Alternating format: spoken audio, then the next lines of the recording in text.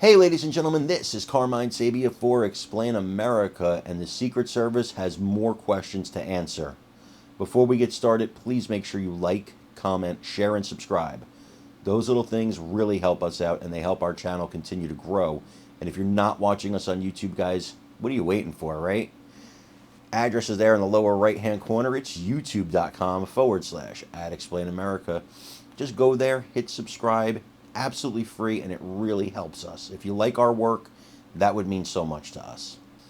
So the Secret Service has been exposed again. Exposed again. And you're starting to wonder, I'm starting to wonder, you could only have so many coincidences at a single event.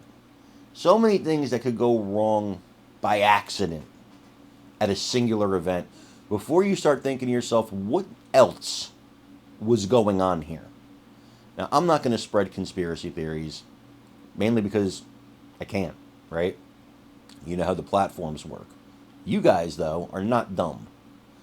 You guys can figure out what I'm saying, and you can also, you don't need me to tell you. I'm sure your minds are working the same way. It's a series of catastrophic errors, and this latest error is the most glaring. It's the most what the heck were you thinking error that they could have. Congress needs to investigate what the heck happened here. How this could possibly happen. Now, I just learned this morning that several Secret Service agents have been reassigned basically to desk duty because of this. But so what? They're still in the Secret Service. We don't need reassignments. We need answers. Watch this video, and then let me know if you think this is just a coincidence. Let me know what you think in the comments. A tactical team of local police officers set aside radios for the Secret Service in the lead up to the Trump rally that ended in an assassination attempt on Trump.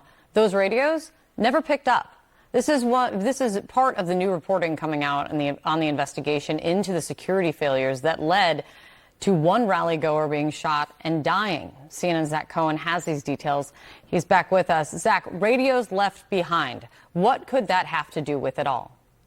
Yeah, Kate, a local official is telling us that if Secret Service had picked up these radios, they likely would have heard a warning that went out 3 minutes before the shooter opened fire in Donald Trump's direction. And that warning was about a man on the roof. And that's been a prevailing question over the last month as various investigative bodies have been trying to determine how the shooter managed to get a clear line of sight at Donald Trump on July 13th at his rally in Butler, Pennsylvania. And look, these radios were intended to establish a direct line of communication or at least inform Secret Service about what local police officers on the ground were discussing in real time. It appears, according to the Butler County District Attorney, that those radios were never picked up by Secret Service, which really underscores more broadly this disjointed communication structure that sources are describing to us that Secret Service has used not just leading up to the Butler PA rally, but for years now. They actually do not ever have any sort of direct communication with local officers on the ground. Sources saying that instead they rely on a really disjointed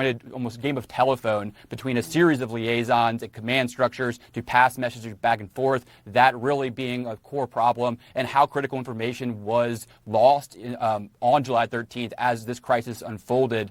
And look, the Department of Homeland Security is looking into all of the security failures around the July 13th rally and the assassination attempt on Donald Trump, and is explicitly looking at the communication breakdowns that day. I'm sure that they are going to think very hard about implementing some of the tools they haven't implemented yet, and also trying to revisit this idea of how local police officers interact with the Secret Service at these large security events. Yeah, for sure. What is the Secret saying about this?